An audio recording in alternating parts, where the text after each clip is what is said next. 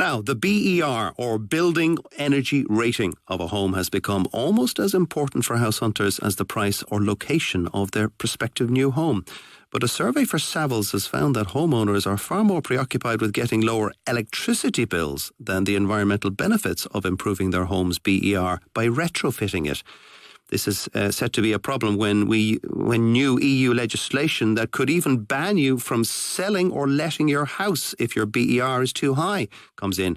Orla Coyle is the head of energy and sustainability at Savills and sitting beside me. Good morning, Orla. Morning, Joe. Thanks for having me. Now, despite very clear reasons to improve your home's BER, 34% of people you polled simply can't afford to retrofit their house. Yes, obviously the cost of retrofitting can be quite high. We can see with, external wall insulation could be 10 to 15,000, or putting in a new heat pump can be a similar cost.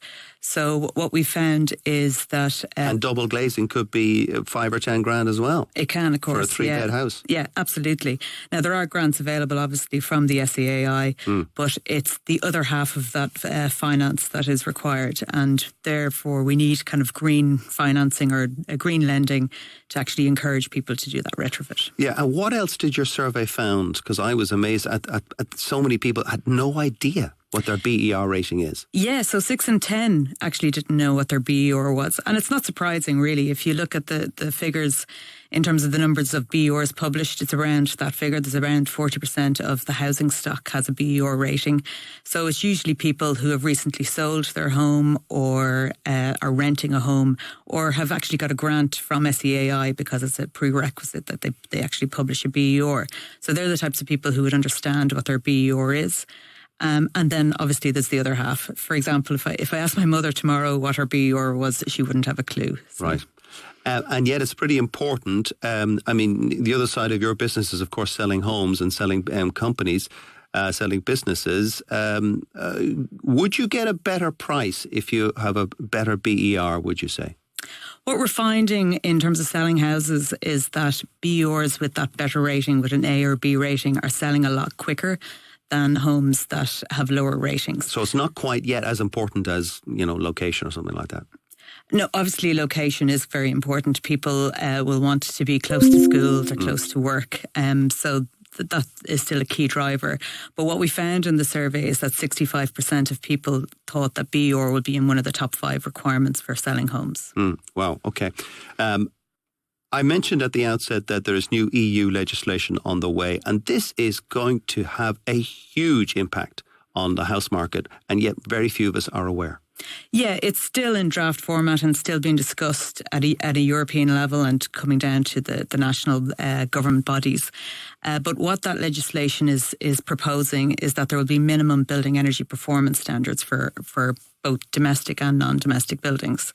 So if you want to sell or lease your home from around 2030, you're going to have to achieve a certain minimum energy performance. Now, this is only 6.5 years away. It is only 6.5 years away. And they're saying that if you're of an energy rating, is it E or worse or something like that? At the moment, the proposal is E, but as I said, it is still under discussion. But the proposal is E at the moment from 2030, and then that will actually move up to D from 2033. So it's going to be a moving target that will keep fighting until it arrives at B or something like that. Yes, exactly. And this means that you won't be allowed sell your home potentially if BER is too high. Yeah, well, the legislation will have to be developed, but the proposal is that there will be minimum energy standards. And it's not just selling; you won't be able to let out your house either. Yeah, absolutely. So you need a BER to either sell or lease your home. Now, you mentioned a mass national retrofit plan. Tell us more about that and whether it's fit for purpose.